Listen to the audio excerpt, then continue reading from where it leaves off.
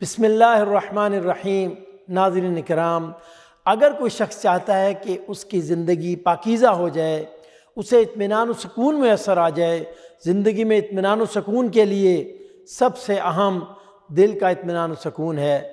یہ حقیقت ہے کہ اگر انسان کو دل کا سکون میسر نہیں تو انسان کے پاس لاکھ آسائشیں ہوں، پیسے ہوں، کاروبار ہو، شہرت کی بلندیاں ہوں، معاشرے میں بڑا مقام ہو، لیکن اگر اسے دل کا سکون میسر نہیں تو زندگی بے مزہ ہو کے رہ جاتی ہے۔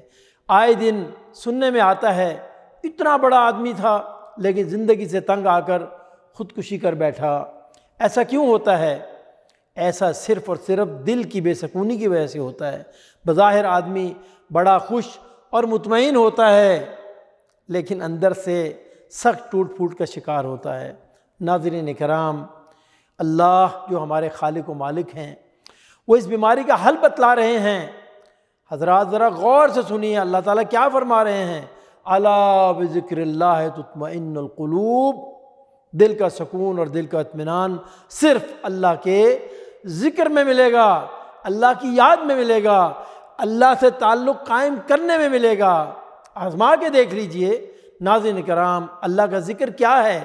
علماء امت فرماتے ہیں کہ اللہ کے لیے جو بھی عبادت کی جائے وہی اللہ کا ذکر ہے۔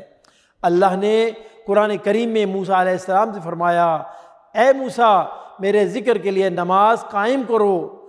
قرآن کو بھی ذکر کہا گیا ہے، مسنون تسبیحات ذکر میں شامل ہیں، بلکہ ہر وہ نیکی، ہر وہ عمل جو اللہ کو راضی کرنے کے لیے کیا جائے گا اس کا شمار اللہ کے ذکر میں ہوتا ہے۔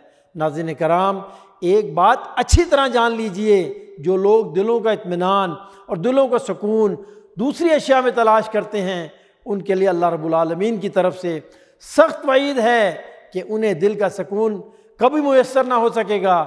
دلیل کیا ہے؟ قرآن ہی سے پوچھتے ہیں۔ اللہ تعالیٰ قرآن کریم میں ارشاد فرماتے ہیں، وَمَنْ أَعْرَضَ عَنْ ذِكْرِي فَإِنَّ لَهُ مَعِيشَةً ضَنْكًا۔